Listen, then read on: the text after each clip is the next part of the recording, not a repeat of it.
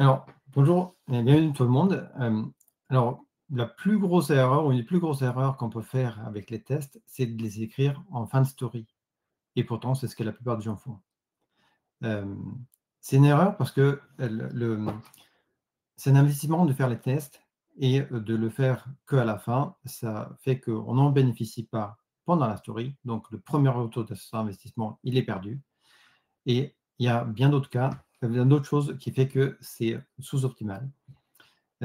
Pourtant, tout le monde le fait. Alors, il y a des fausses bonnes raisons que tout le monde le fait, mais on verra que c'est, quelque chose qu'on doit éviter et ça, sans vraiment d'effort. Voilà, donc bonjour et bienvenue. Moi, c'est Johan Martinson.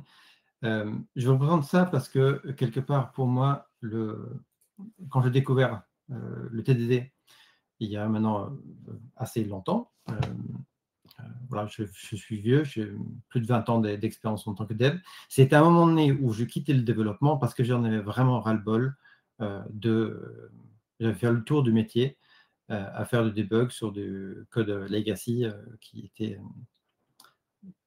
pas plaisant à travailler et qui ne me donnait pas un challenge intellectuel, je trouvais. Alors, j'ai découvert ces méthodes-là et ça m'a permis de refactorer ce que je voulais, quand je voulais et donc du coup, continuer à concevoir un logiciel, comment dire? Pas au début de son développement, mais au bout de 5 ans, au bout de 10 ans, peu importe l'âge du projet, je pouvais continuer à concevoir, heu, un logiciel et donc j'ai retrouvé un métier qui était vraiment intéressant avec un beau challenge intellectuel qui m'a nourri, qui continue à me nourrir maintenant plus de 15 ans après. Peut-être que je ferai que ça jusqu'à la fin de ma vie. En tout cas, je fais quelque chose que j'aime et si je peux partager un peu cette, découverte de plaisir avec vous, alors ce sera vraiment la grande réussite d'aujourd'hui. Alors, on commence par, du coup, les erreurs fatales avec les tests, ce qui fait que les gens commencent à en faire, mais ils n'en font pas beaucoup, ou ils tirent pas des bénéfices, ou, finalement, ils en font plus trop. Hem, 1re erreur, écrire les tests après. Deuxième erreur, écrire des tests trop unitaires, donc on va voir ce que ça veut dire et en quoi c'est problématique. Et utiliser des frameworks de mock. Là, on est vraiment dans, comment dire? Ce que fait la beaucoup de gens, une grande majorité de gens et pourtant ça passe vraiment à côté. Moi, j'ai mis des années à m'en rendre compte. Je vais vous expliquer en quoi, cela est une erreur et qu'est-ce qu'il faut faire à la place. Hem, c'est aussi une grosse erreur d'accepter des tests qui sont difficiles à maintenir et qui changent quand on refactor. Parfois, enfin, le fait d'avoir besoin de modifier des tests parce qu'on refactor tout simplement. Parfois, tout simplement de se dire que non, en fait, j'ai pas besoin d'avoir des tests qui sont difficiles à maintenir. Je n'ai pas besoin d'avoir des tests qui m'empêchent ou que je dois être, modifié quand je refactor. Ça, c'est un peu la solution du problème. Ou en tout cas, ça nous permet de trouver la solution au problème. Et le dernière erreur qu'on va traiter, c'est, le fait d'accepter un ROI lointain. Le fait de se dire: «OK, on commence à investir dans le test, on verra que ça ira mieux dans 6 mois ou 1 an». C'est une grosse erreur et ça passe à côté de bénéfices et ça augmente les chances d'échec. Voilà, ça c'est sur le menu. Alors je ne sais pas, exactement comment est-ce que je trouve le résultat de sondage. Donc je veux bien, heu, ça. Oui, alors, du coup, au niveau de la première question, qu'est-ce qui vous intéresse le plus? On a 100 des répondants qui répondent, comment arriver à faire des tests et du TDD dans du legacy. Donc c'est la seule réponse qui a eu des réponses, la seule option qui a eu des réponses. Merci. Et le deuxième, quel est votre niveau de connaissance de TDD? On a 33 qui disent, «Je connais le cycle TDD», 33 «J'ai déjà pratiqué le TDD quelques heures, au moins». 22 je fais beaucoup de tests déjà et 11 je fais d'abord le code, puis les tests. Donc les OK. résultats du sondage sont là. Super. Bah, du coup, je vais, orienter en fonction, en mettant plus de temps là où ça compte. Alors du coup, hem, quand on écrit le test à la fin de la story, on a un problème, enfin, petit problème. La valeur qu'on apporte au projet, est négative au début. Pourquoi? Parce qu'on aurait pu faire une autre story et ça aurait apporté une valeur plus immédiate au projet. À la place de ça, on fait un investissement, c'est une bonne chose probablement, mais le retour sur investissement, il n'est pas immédiat. Il est là uniquement quand on va retoucher ce code-là, plusieurs semaines plus tard, plusieurs mois peut-être, quand on reviendra dans ce même bout de code et que ce test-là nous protège contre l'introduction de régression. Donc, c'est à mise à plus tard de retour sur investissement. C'est une bonne chose à faire, mais il y a mieux à faire parce que, par exemple, si on arrive à écrire des tests au début de la story, certes, le fait d'écrire un test pour ça, ça coûte un peu. Il n'y a pas de retour immédiat sur ça, mais dès qu'on commence à développer un peu, du coup, on a déjà un premier retour partiel sur l'investissement. Et quand quelques semaines plus tard, on revient dedans pour toucher à nouveau, peut-être qu'on va finalement être bénéficiaire sur le total. Donc, on a un ROI qui arrive beaucoup plus proche si on arrive à faire ça plutôt qu'en fin de story. Donc, c'est un investissement qui est plus rentable, plus on écrit les tests proches du code, on va dire, et qu'on arrive à en bénéficier nous-mêmes. Mais en fait, il n'y a pas que ça. Donc, il y a ce côté, je suis plus efficace si j'ai écrit les tests plus tôt dans le processus de développement.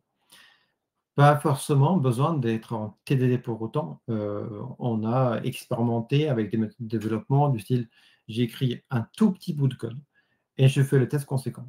Et j'écris un tout petit bout de code et je fais le test en fonction. Donc, un cycle de TDD inversé. Et la différence est faible, voire peut-être meilleure pour le test juste après. Mais ce que ces deux choses-là ont en commun, c'est qu'ils sont itératifs et donc du coup, ils ont rapproché le test au code le plus possible au point où ils ont des micro-incréments. C'est-à-dire que ce n'est pas des tests devant un début de story, c'est avant de quelques lignes de code, j'ai écrit un test, ou après quelques lignes de code, j'ai écrit un test. Donc, quelque part, le TDD ou ce qu'on appelle le ETL, Iterative Test Last, c'est une façon de maximiser le retour sur investissement de l'investissement qui est le test. Ah, il n'y a pas que ça, parce que qu'est-ce qui se passe quand moi j'écris un test? C'est le début, je commence à écrire le test, et je le fais après. Et donc, du coup, 4 semaines plus tard, il y a un collègue à moi qui reprend ce bout de code-là, et il se trouve que mon test était mal écrit. Ça l'a empêché plutôt que comment dire, permis de bien développer dans ce code-là. Lui, étant trop poli, il ne va pas me le dire. Et même s'il me le disait, le feedback sur l'erreur vient 4 semaines plus tard. Alors que je pourrais avoir ce feedback-là si j'écrivais les tests pendant mon développement. Si ce n'était pas un test qui aidait beaucoup, je m'en rendrais compte 3 minutes plus tard ou une demi-heure plus tard et je pourrais corriger le tir. Donc, je serais beaucoup plus efficace à apprendre parce que j'aurai un feedback sur la qualité de mes tests. Donc, rien que pour ça, c'est une meilleure façon de devenir bon testeur, de les écrire très proche du développement. Voilà. Donc, première erreur. Okay. Alors, pour regarder les autres aspects, on va plonger un peu dans le cycle TDD. Donc là, il y en a beaucoup qui connaissaient le cycle TDD, mais pas tous. Quelque part, c'est simple. On écrit un test. Et quand on écrit ce test-là, le code n'existe pas, le code ne compile pas, et on code par intention. Donc, le cycle TDD, c'est ça. Donc, j'écris d'abord un test, je le fais passer, et ensuite, je refactor. Donc, cette partie écriture de test est un peu bizarre parce que qui écrit un test quand le code n'existe pas? Du coup, peut-être la classe n'existe pas, la méthode n'existe pas, donc le code ne compile même pas. Ça aide un peu si je code par intention. Et c'est ça, là, un peu la clé. Ensuite, c'est un peu bizarre encore. On a l'habitude de décrire du code propre, mais en fait, quand on veut faire passer ce test-là, on ne veut pas forcément écrire de code propre. On veut plutôt écrire la solution, même pas tout à fait correcte, qui fait passer le test. Parce que la troisième phase, c'est de refactoring, et c'est là où on est censé faire de la conception et rendre le code propre dans tous les sens du terme, quoi. C'est bizarre, du coup, au début et du coup, c'est difficile à apprendre.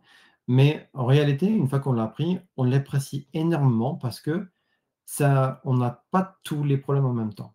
On sépare le problème de: je spécifie ce que j'aimerais, écrire le test. Je fais en sorte que ça fonctionne et après, je fais une fois en sorte que le code soit propre.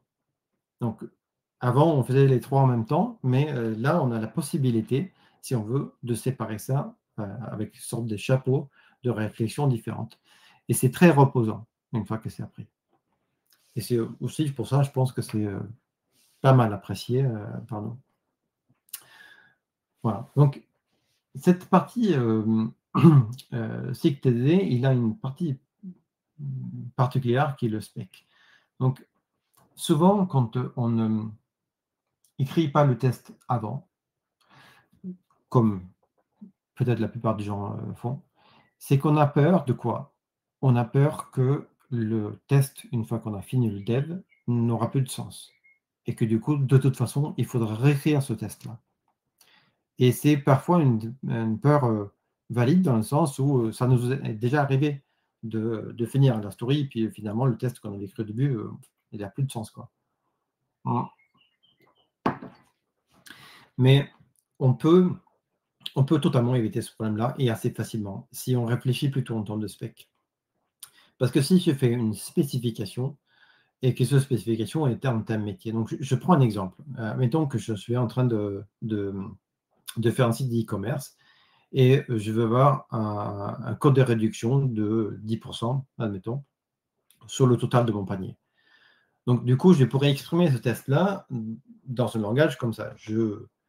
J'ajoute 2 produits, dans mon panier, enfin, un produit de 50 € et vos 2 produits de 50 €. J'aimerais que le total du panier soit de 90 €. Cette expression-là, on pourrait, comment dire, trouver une implémentation, en termes de un framework de style Selenium qui fera cliquer sur des boutons dans son front-end. On pourrait trouver une implémentation qui, tape sur le couche REST de mon application. On pourrait trouver une implémentation qui tape directement dans les classes de service. Ou on pourrait encore trouver une implémentation qui teste ça de façon unitaire sur une ou 2 classes, qui implémentent cette logique-là. Et finalement, entre chacun, c'est juste l'implémentation de je mets, 2 produits à 50 € dans mon panier et je vérifie quel est le total du panier. C'est pas beaucoup de lignes de code et qui diffèrent entre ces 4 niveaux différents de test.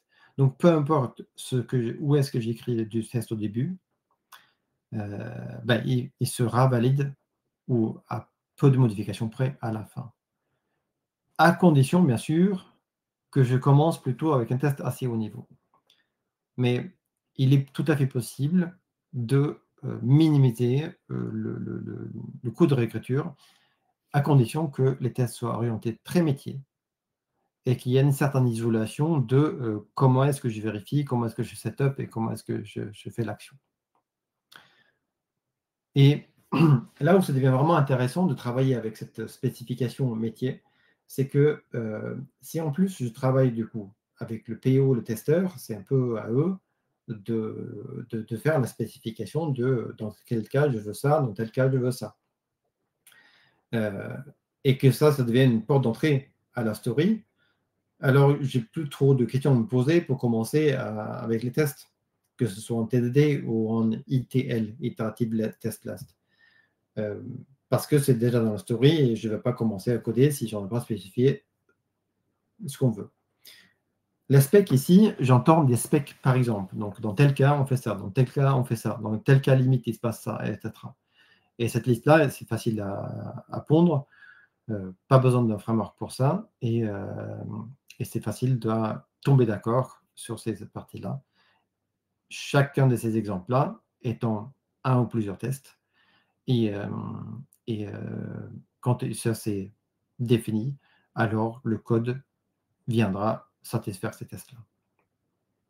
Donc c'est pas si difficile de commencer avec quelque chose qui ressemble à du TDD. Alors, autre erreur, c'est d'avoir un test qui est trop unitaire. Qu'est-ce qui se passe? En gros, si j'ai un test ici, si j'ai un test ici qui teste mon système dans sa globalité, alors je peux tout à fait refactorer, déplacer un peu de logique dans ma classe A vers la classe SUT, System Under Test, ou de la classe C à B, ou de splitter la classe D en deux morceaux. Ça ne changera rien au test. Et mes tests me permettront de protéger ce refactoring-là. Or, dans beaucoup de cas, ce que les gens font, et ce que j'ai fait pendant longtemps, c'est que j'ai eu une classe de test par classe de code de production. Et donc, du coup, dès que je voulais déplacer un peu de code entre A et SUT, ou entre n'importe quelle classe, alors j'avais un gros problème. Parce que du coup, non seulement j'avais plus de tests qui me couvraient ça, parce que tout le test cassait en même temps que je faisais le refactoring. Et en plus de ça, je m'ajoutais du travail parce qu'il ne fallait pas seulement déplacer le code, mais il fallait aussi changer les tests. Donc voilà, zéro bénéfice. Ce que je pense, c'est qu'on s'interdit de tester un peu plus gros grain comme ça, par peur que ce ne soit pas suffisamment unitaire. Or là, finalement, on se trompe. Voilà, d'après mon expérience, d'après les expériences aussi de l'inventeur de TDD, parce que lui, il a plutôt tendance à tester de cette façon-là. Alors, pour comprendre ça, on va regarder un tout petit peu un des éléments essentiels au testing, c'est l'architecture hexagonale.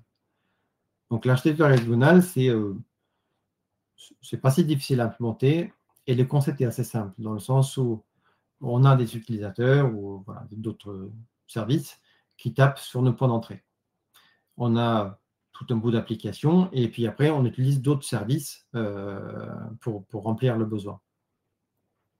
Et donc ça, c'est notre application, et on le scinde en deux parties. Une partie qui est l'infrastructure, et une partie qui est le domaine, qui est les règles métiers.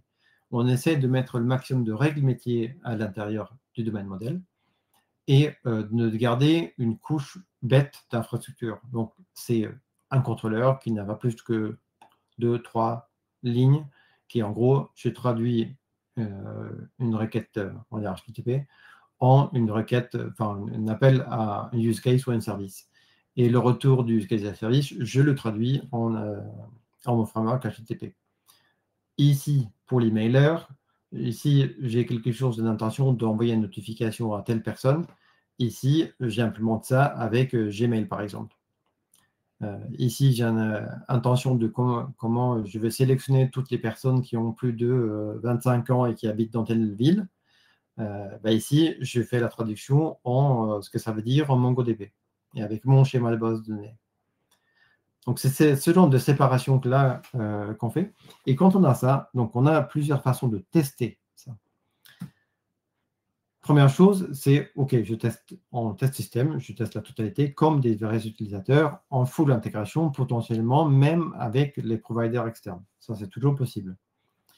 Je peux toujours aussi tester une classe par une classe, mais là, c'est un peu dangereux.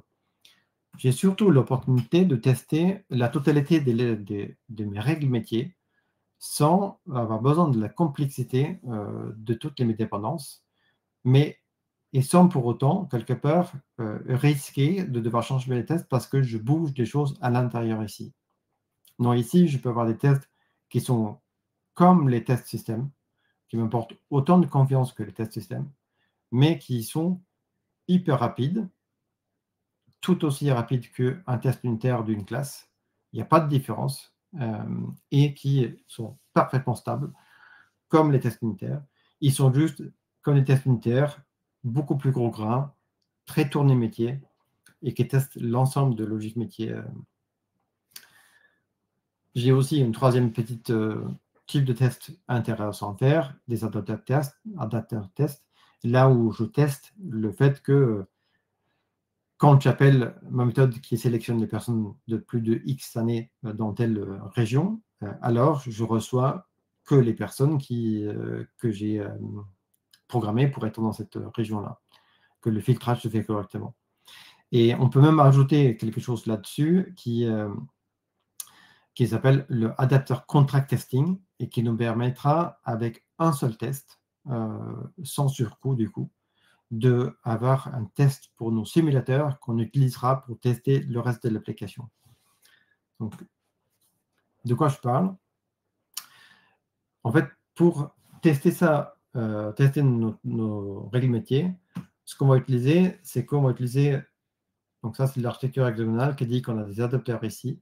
On va écrire des simulateurs et du coup, dans le test, on va bien évidemment pas appeler l'infrastructure, mais utiliser nos simulateurs à la place. Donc du coup, on a débranché l'infra. Le test parlera avec l'API publique de l'application et on va voir le test éventuellement qui va configurer les simulateurs, mais parfois il va juste taper directement sur l'API publique de l'application.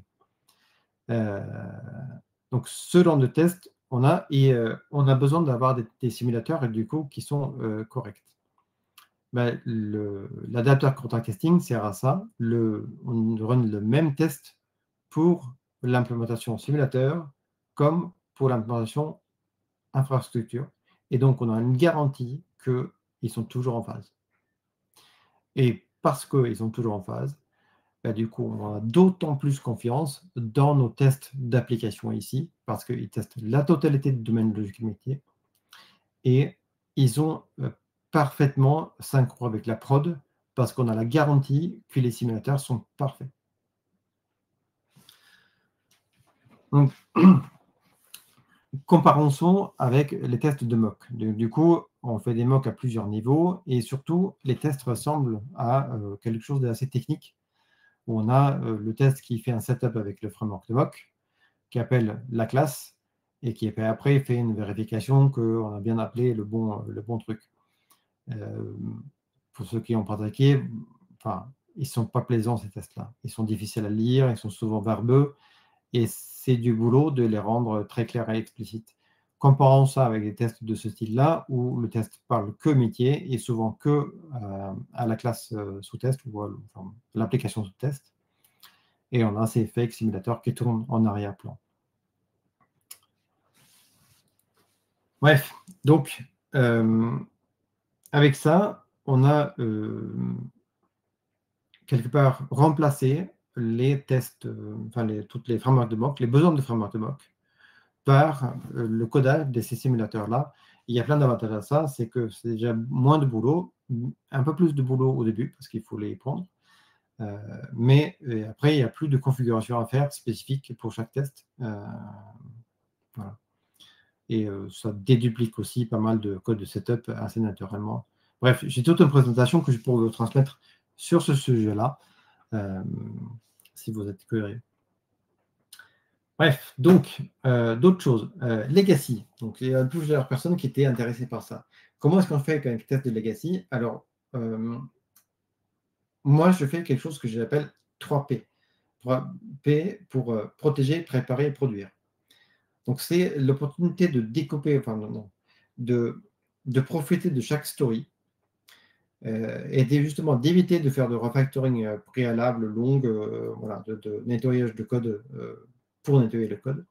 Non, on profite de chaque opportunité de changement du système pour l'améliorer là où ça compte. Et là, on revient encore sur ce côté de l'investissement. D'investir du temps dans refactoring, dans des endroits qu'on ne touche pas, ça n'a strictement aucune ROI avant le moment de le faire. Donc, autant attendre que ce soit le moment qu'on a besoin avant de refactorer. Et par conséquent, aussi, du coup, limiter les interventions que là où ça compte. Bref, donc, ça consiste à quoi? Donc, je protège, donc je couvre entièrement avec des tests très béton.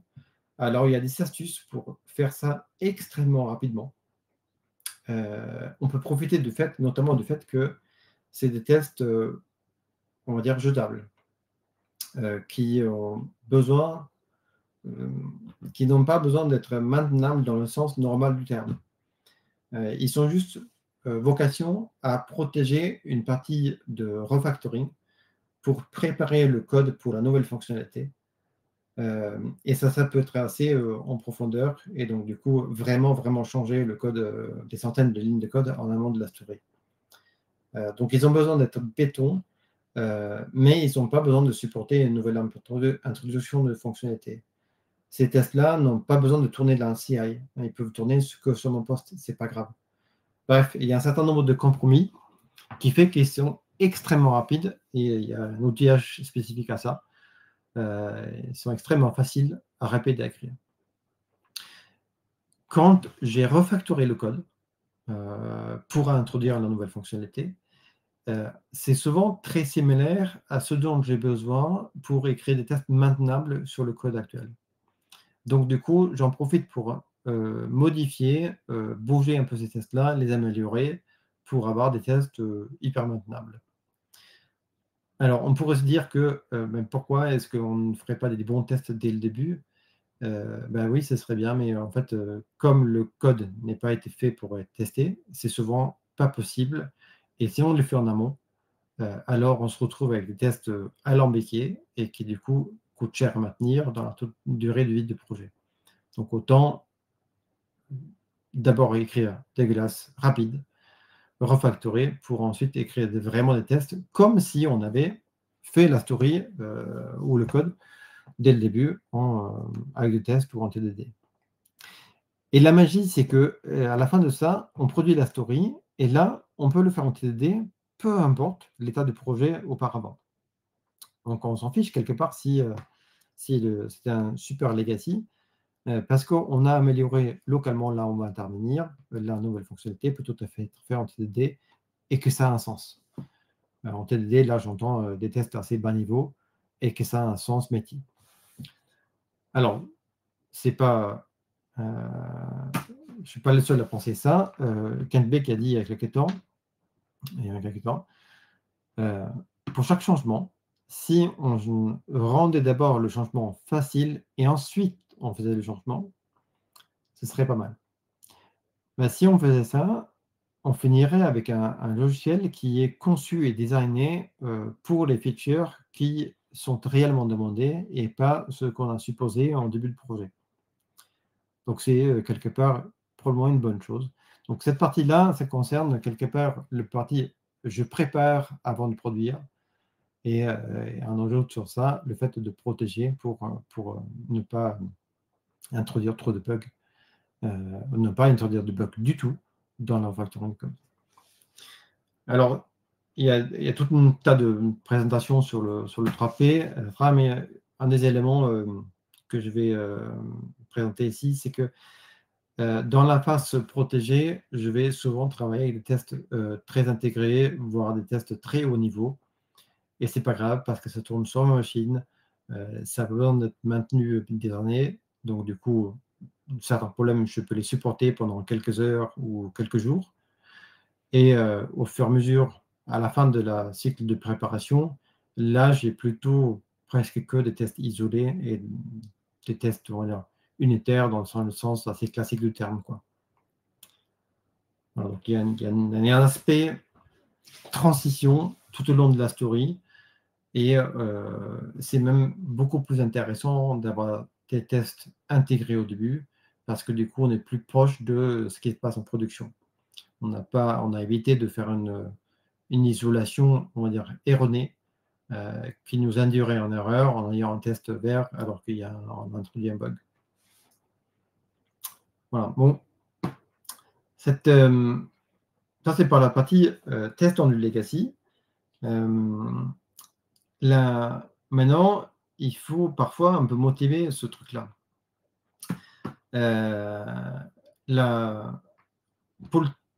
Pour le business, c'est vraiment intéressant, c'est beaucoup plus intéressant de faire du TD ou de faire du testing. Pourquoi? Parce que quand on a une livraison fréquente,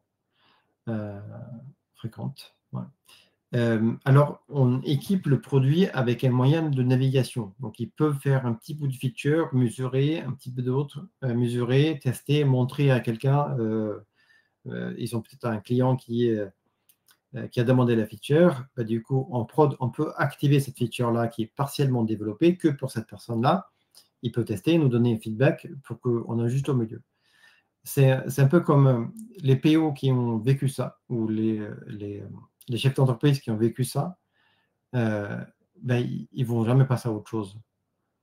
Un peu comme nous aujourd'hui, est-ce que nous, on serait prêt à mettre de côté notre téléphone et Google Maps quand on conduit et de se garer, de sortir la carte, de lire et pas lire tout le temps parce qu'on ne peut pas lire cette carte-là pendant qu'on conduit. Donc, il faut qu'on s'arrête, etc. C'est un peu le mode je déploie tous les 3 mois et donc, du coup, j'ai très peu de moyens de mesurer au fur et à mesure l'adéquation de mes choses. Je me retrouve obligé en tant que PO de dire ok, c'est en 3 mois, donc il ne faut pas que je rate le truc. Donc il faut que je réfléchisse bien à quelle est la priorité, il faut que je réfléchisse bien à que la feature soit bien conçue parce que j'aurai quasiment pas de moyen de rattrapage. Donc c'est un vrai levier business de pouvoir livrer plus fréquemment. Et les tests et l'automatisation du déploiement, l'automatisation de l'infra, l'automatisation du monitoring, c'est des choses qui permettent de livrer en contenu, en tout cas beaucoup plus fréquemment. Je vois qu'il y a des questions, je vais jeter un œil pour ça. Peut-être je finis ce slide-là et après je prends les questions. Ouais. Donc, puisqu'on a respecté le fait de faire l'investissement au moment plus rentable, alors on a maximisé le retour sur investissement sur cet investissement qui est les tests et le refactoring. Globalement, on se trouve avec un logiciel qui est beaucoup plus automatisé et parce qu'on exploite cette automatisation pour notamment livrer plus fréquemment et mesurer l'impact de notre produit, et le travail de nos règles, etc. Alors, du coup, on est plus compétitif que la concurrence. Et surtout, on ne se retrouve plus dans le cas où il faut réécrire le logiciel. Nous, on a des logiciels qui sont développés comme ça. Ils peuvent virer 10 ans, 15 ans, 20 ans. J'ai même vu des logiciels qui ont vécu 40 ans en bon état. Donc, c'est vraiment le bonheur pour un chef d'entreprise. Alors, les questions. Donc, Eric BATD, la collaboration tu la vois comme un bénéfice et de service à rendre. Et la clé de voûte de cas de test. Oui, la collaboration avec les métiers et les testeurs, tout complètement, c'est... Ah oui, il y a les votes, pardon. Je le vois tout à fait essentiel. En gros, si on se met à faire du TDD sans avoir cette collaboration autour de la spec, par exemple avec testeur et PO, alors on va se retrouver avec beaucoup de bugs. Il n'y a plus de bugs de régression, il n'y a plus de bugs du fait que je pense avoir implémenté quelque chose, mais en fait, ça fait autre chose. Mais on se retrouve avec beaucoup de malentendus sur la spec.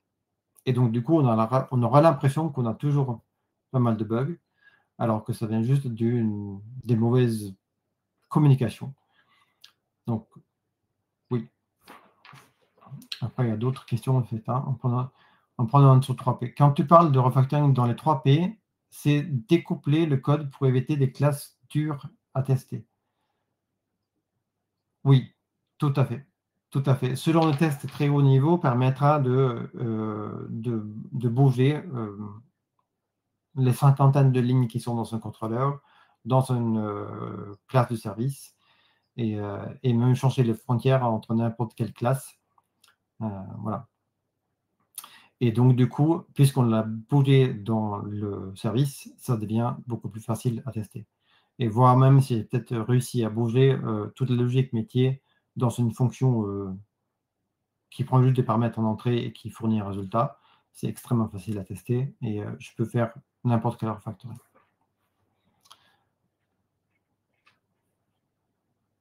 Et du coup, quels sont les meilleurs arguments vis-à-vis du management pour adopter ces pratiques-là? Je pense avoir répondu du coup, mais n'hésitez pas à porter d'autres commentaires si vous voulez d'autres cas à traiter. Alors, je continue. Donc, c'est pas que pour le management, c'est aussi pour nous. Une des choses les plus agréables avec TD, c'est qu'on ne perd plus la face parce qu'on a fait un bug ou une mauvaise implémentation. Non, tout devient plutôt: «Ah, on s'est mal entendu sur la spec, alors réglons ce problème-là ensemble. Corrigeons la spec, le code suivra». Voilà et en passant, faisons en sorte qu'on se comprendra toujours sur la spec, par la suite. C'est plutôt facile de faire ça, avec la spécification, par exemple. Donc on se retrouve aussi facilement dans une sorte de flow parce que, on n'a plus ce tunnel noir. On a toujours quelque chose qui fonctionne toutes les quelques minutes et donc on n'a jamais des gros problèmes ou des gros mauvaises surprises. On ajoute des choses de façon incrémentale. On peut s'arrêter, un peu avant, ce qu'on avait prévu, c'est pas grave, peut-être que ça suffit, passer sur autre chose. Voilà, c'est vraiment, un moyen agréable, une fois passé la première, douleur d'apprentissage, quoi. On n'est pas inquiet quand on passe en prod. On passe beaucoup moins de temps à débugger un logiciel qui ne fonctionne pas. Heu, voilà. On passe beaucoup plus de temps à faire des nouvelles features qu'à, résoudre des bugs et je trouve ça plus agréable. Alors, on n'a pas besoin de tolérer du code de merde parce que, on peut toujours tout refactorer quand on veut, heu, sans avoir peur. Et moi, en tant que développeur, je préfère passer un peu de temps à automatiser les tests manuels que de les faire, story après story, moi-même, pour ne pas perdre l'interface. Donc je suis développeur, donc j'automatise de préférence. Alors du coup non, il y a une dernière petite chose, je vais ici. Donc une des grosses erreurs, quand on, commence avec les tests, c'est de se dire que j'aurai le retour sur investissement dans X temps. C'est pas vrai. En fait, on peut chercher un retour sur investissement, en quelques jours, ou quelques semaines au pire. Parce qu'avec les 3 P ou en faisant, admettons qu'on se met sur un projet neuf, non, admettons qu'on se met un projet legacy. Donc là, on se dit: «OK, on va tenter de faire cette story-là». On s'est formé, on a appris ce que c'était, la théorie. Maintenant, on applique dans un vrai projet. Donc on prend une story, on se permet de passer 3 fois plus de temps sur cette story ou peut-être 4 fois plus de temps. Donc au lieu de 2 jours, on va passer 8, on mettra 2. Voilà, heu, en tant qu'expérience. Si jamais ces méthodes marchent, alors on ne devrait pas avoir de bug à la fin. On ne devrait pas avoir de retour, de la QA ou en tout cas beaucoup, beaucoup moins et ça, c'est mesurable parce qu'on passe ces 8 jours à développer, 6 jours ou 8 jours et on a la mesure tout de suite. On a peut-être la mesure si on déploie assez fréquemment, aussi des bugs qui passent en production. Mais on voit que du coup, on a été presque quasiment parfait, beaucoup mieux qu'avant. Donc du coup, bon, c'est peut-être pas rentable si on est 4 fois plus lent, mais si on peut ramener ça à x2 ou 1,5, du coup, on a quelque chose qui est vachement puissant. Donc du coup, on a confiance de tester ça sur une autre story, et cetera et on verra aussi qu'au fur et à mesure, c'est beaucoup moins long parce qu'il y a déjà plein de mécanismes du test. On a des compétences qui deviennent meilleures, plus affûtées. On revient dans du code qui a déjà été touché comme ça et donc du coup, voilà, la différence, s'estompe avec le temps. Mais on a ce retour en quelques jours sur le fait: «Est-ce que ça fonctionne?» Voilà et ce qui est important avec ça, c'est que, si on se dit: «J'ai le feedback dans 6 mois si ça fonctionne», du coup, si on ne fait pas les choses tout à fait correctement, le cycle de feedback est vachement long. Donc pour apprendre à bien faire, il faut des années et du coup, les gens perdent patience et ne donnent pas de crédit pour le faire. Voilà, donc c'est important d'avoir des résultats hyper rapidement. Voilà, donc toutes ces erreurs-là, on les a, on les a réglées. Le fait de faire les tests après, on le fait parce que, on évite de le faire en centrant sur la spécification et en écrivant des tests, très orientés métier. Heu, donc on évite d'avoir des tests qui cassent quand on refactor parce qu'on a le moyen de tester en plus gros grain. On n'utilise pas de framework de mock, justement pour avoir une refactorabilité, on utilise des simulateurs à la place, et ça marche. Pas besoin d'avoir peur quand on teste immaintenable, même si on teste gros grain, à condition de couper effectivement ces dépendances qui posent problème. Donc, il ne faut pas accepter le fait qu'on a besoin de toucher 50 tests parce qu'on change une petite virgule dans le code de production. Et on doit toujours avoir plein de tests qui nous permettent de protéger n'importe quel refactoring.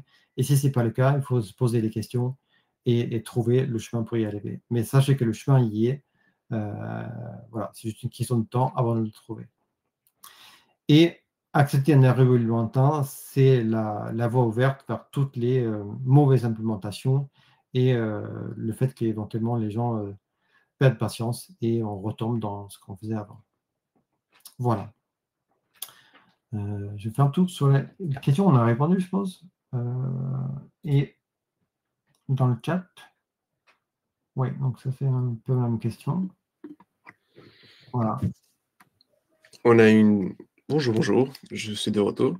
On a une dernière question aussi d'Eric, je l'affiche à l'écran. Quels sont les principaux freins à l'adoption que tu as pu identifier à l'échelle d'une équipe? Alors, je pense que il y a beaucoup de gens qui ont peur que ça ne va pas apporter, que c'est certes bien, mais que ça demandera beaucoup trop d'efforts. Et donc, du coup, quelque part, ça ne sera pas rentable. Alors, il y a plusieurs choses qui permettent de descendre ça. Le fait de dire, on peut le tester en quelques jours, quelques semaines, ça rassure les gens, beaucoup. Et le fait d'être ouvert au fait que ça puisse ne pas marcher, ça rassure beaucoup de gens aussi. En gros, quand je dis que ça fonctionne dans tous les cas, c'est sûr, je le sais, tais-toi. Du coup, les gens qui ont peur, une peur saine, hein, ils vont se dire, lui, il faut que je le résiste à tous les coups. Voilà. Lui, je ne peux pas lui faire confiance. Voilà. Et il faut que je défende le point inverse. Parce que sinon, ça va partir en vrille. Donc, le fait d'écouter les gens qui ont des peurs de ce là ou des gens qui disent non, ça ne va pas marcher parce que, et de leur laisser leur place d'exprimer ces peurs-là et ces contre-arguments, ça fait souvent qu'ils vont pas seulement moins freiner, mais vont trouver une place dans cette transition-là. Parce que ça va être les premières personnes qui vont identifier là où vous apporte moins. Là où on fait une erreur, où on implémente mal les choses, etc. Donc, ils sont utiles à l'équipe. Et quand ils sont utiles à l'équipe, aussi, ils freinent beaucoup moins. Donc ça, c'était un des leviers d'enlever ce frein-là. Et je pense aussi, le fait qu'on n'a pas l'habitude de réfléchir en tant qu'investisseur, en tant que chef d'entreprise, et donc, du coup, on a un langage technique, on ne pense pas forcément à ce que ça apporte au business. Donc, on se mettre à leur place et de réfléchir à ça, ça ouvre beaucoup de choses. Et peut-être la dernière chose, c'est, j'avais une slide sur ça, mais dans une autre présentation, le fait de s'entraîner un peu sur le testing, sur le refactoring, fait qu'on écrira des meilleurs tests plus rapidement et on refactorera mieux avec le temps investi en refactoring. Et donc, du coup, ça va forcément, ce temps investi à s'entraîner, ça va forcément bouger le curseur vers combien de tests et combien de refactoring on fait. Donc, même si ça résiste, le fait de s'entraîner sur ça, ça va forcément bouger le curseur. Voilà. Parfait. On a aussi une question, je réfléchis à l'écran. As-tu des ressources à recommander pour le sujet des tests sur du legacy et des couplages de code, des articles ou bouquins notamment? Oui, alors, il y a un livre que j'ai devant là, qui commence à dater, hein, Working Effectively with Legacy Code. C'est un très bon bouquin qui est un peu long, etc. Voilà, et qui date un peu, mais c'est quand même la référence. Après, j'ai plusieurs présentations et de kata sur ce sujet-là de tacler le legacy et les 3 P notamment, qui est la façon la plus efficace de s'y prendre. Voilà, voilà, j'ai aussi une formation sur le sujet. Mais voilà, il y a plusieurs vidéos disponibles, je pourrais vous transmettre des liens là-dessus. Parfait. Alors, on espère que ça a répondu à vos questions. On a encore un peu de temps pour d'autres questions, si vous en avez. J'en profite du coup, il y a un sondage, un dernier sondage qu'on publie, pour savoir un petit peu ce que vous avez pensé du webinaire. Tac, ouais, donc yes, merci beaucoup. Donc, ça veut dire que la réponse était claire. Est-ce que, Johan, tu as quelque chose, 2-3 mots à dire sur la formation? Là, on va la partager du coup, je partage dans le chat le lien de ton LinkedIn pour les gens qui auraient des questions après et aussi du coup le lien vers la formation de Had Your Job, justement sur ce sujet-là, dans le chat. Est-ce que tu as 2-3 mots à dire par rapport à cette formation? Oui, peut-être que c'est plutôt pratique, hein, ça va pas être un cours théorique. Enfin, il y a la théorie, mais il y a environ 70 enfin, de TP et on va vivre ces choses-là qui sont quelque part un peu intangibles, comme le fait que quand les tests sont difficiles à écrire, c'est souvent un indicateur que le design de code de production est pas bon. Ça, il faut un peu le vivre pour le comprendre et pourtant c'est une des choses essentielles. C'est vraiment une des choses que voilà, il faut le vivre. On ne peut pas prendre le TDD ni même le testing classique efficacement par la théorie, quoi. Voilà, je pense que et puis si on aime bien bidouiller avec le code, on va bien s'amuser, quoi. Parfait. En tout cas, pour les gens qui étaient présents, merci beaucoup. Vous allez recevoir, dans tous les cas, le replay avec, aussi les ressources. Merci du coup aux personnes qui répondent au sondage. Merci pour vos questions. Si vous avez des idées de nouvelles thématiques, de sujets, même, de speakers que vous aimeriez avoir pour des prochains webinaires, n'hésitez pas à me contacter. Donc je vous laisse mon mail dans le chat aussi. Tac, donc comme je vous ai dit, le replay sera envoyé à toutes les personnes. Il sera aussi publié sur notre chaîne YouTube, à Comet et du coup, Yoann, est-ce que tu as un mot de la fin par rapport à la présentation? Non, non, mais oui, effectivement, si ce jeu-là vous inspire, n'hésitez pas de me pinguer, me parler, voilà, parce que je veux dire, tout d'abord, c'est une passion pour moi et voilà, si ça peut vous améliorer votre vie de développeur, voilà, ce sera un grand plaisir. Parfait. Mais en Voilà. tout cas, merci à toi d'être venu aujourd'hui pour ton temps et Mmh. pour la présentation et merci à tous les participants, d'être venus et d'être présents aujourd'hui. Alors je vois qu'il y a Dominique, merci pour la presse, merci à vous. Parfait et Laïla qui écrit Antoine, Johan, parfait. Merci à vous. On se retrouvera très vite pour un prochain webinaire, donc n'hésitez pas à nous suivre sur les réseaux sociaux, sur LinkedIn. On partage souvent sur Slack aussi, nos prochains webinaires et du coup, merci beaucoup Yoann pour ton temps, en espérant peut-être de te croiser une prochaine fois aussi. Ouais, À la merci à toi, prochaine. Brice. Bye Ouais. bye.